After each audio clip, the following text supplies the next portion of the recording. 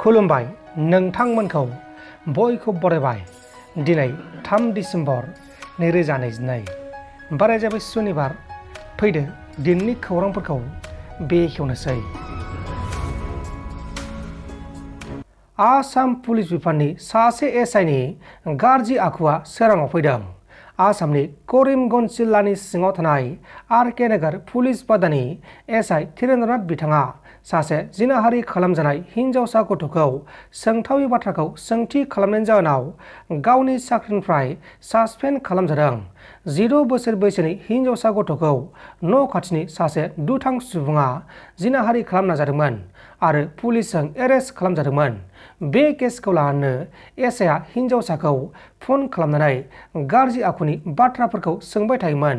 उनाव बे सोंथि सोंनाय बाथ्राया सोराङाव फैनानै धीरेन्द्रनाथ बिथाङा गावनि साख्रिनिफ्राय सासपेन्ड खालामजादों। आसामनि मुस्लिम हारिनि दैदेनगिरि आरो एमपि बादरुद्दिन आजमलनि मोनसे बाथ्रा बुंनाया बे समाव गोबां गोसारगासिनो दङ।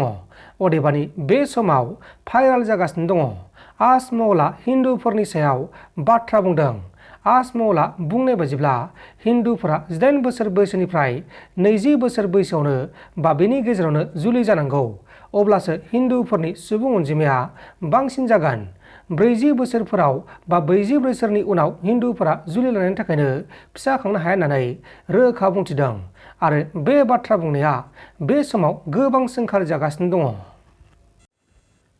सानथिं बाथिंनो डकाइत ओंखारदों। गुवाहाटी नोगोरमानि सिङाव थानाय राजगोर ओनसोलाव सासे आइजोखौ शपिं खालामनानै गावनि न' फारसे थांबाय थानाय समावनो लामा ससेयाव सोरबा स्नेहनि दुथांफोरा हरखाबै बाइकजों फैनानै बे आइजोनि गोदोनानि मालाखौ बोना लाना खारदों आरो बे जाथाया फुंबिलिनि समावनो जादोंमोन। दा बे जाथायनि सायाव आइजोआ पुलिसनो केस होनाय जाबाय। नाथाय दासिमाव सासेबो सुबुंखौ एरेस्ट खालामथ'नाय जायाखै।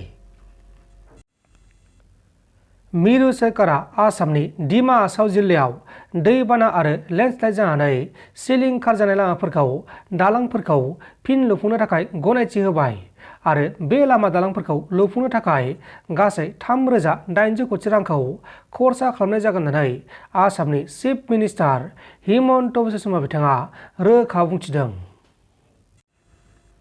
बलिउडनि मुंदांखा एक्टर सलमान खानआ गावनि एक्स गार्लफ्रेन्डखौ सिगारेटजों सावदों। बे बाथ्राखौ बिथांनि एक्स गार्लफ्रेन्ड समी आलिया गोख्रों अजद दैखांदों। समी आलिया बुंबावनाय बायदिब्ला गावजों मोजां मोननाय समाव गावखौ सलमान खानआ सिगारेटजों सावबाय थायोमोन। अदेबानि सावनाया गोबां खेब जादों आरो गोलाव बोसोरसिम इनाय खालामबोनानै बुबाय थादों होननानै रोखा बुंथिदों। समिया आलिया गोलाव समनि उनावसो बे जाथायखौ रायजोफोरनो मिथिहोदों। गावसोरखौनो उदखारि आफादनि मानसि होननानै जोबथेसालिनि साजा मोनदों।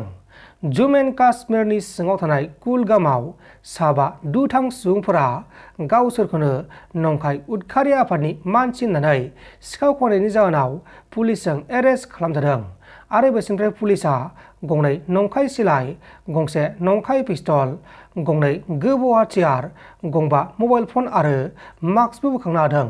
हमजानाय नंखाय उदखारिफोरनि मुङा जाबाय नाजिर मुश्ताक मालिक, खालिद हुसैन देदाक, रिजवान आहमेद देदाक, कारमान आहमेद देदाक आरो आब्रार आहमेद टिटवा। एम्बुलेन्स गारिजोंनो ड्राग्स फालांगिरि खालामदों। वेस्ट बेंगल रायजोनि कलकाता पुलिसआ गंसे एम्बुलेन्स गारिखौ चेकिं खालामनाय समाव गारि सिंनिफ्रायनो 50 किल'ग्रामनि ड्राग्स बोखांनो हादों। लोगोसे बे जाथायावनो लोब्बा थानाय गासै 2 ड्राग्स फालांगिरिखौबो एरेस्ट खालामदों। हमजानायफोरनि मुङा जाबाय भोलानाथ सिंह आरो मुन्ना आका आलक। दा बिसोरखौ एरेस्ट खालामनानै आयेननि बायदि एबा जोबथेसालिनि साजा फोसावनाय जासिगोन।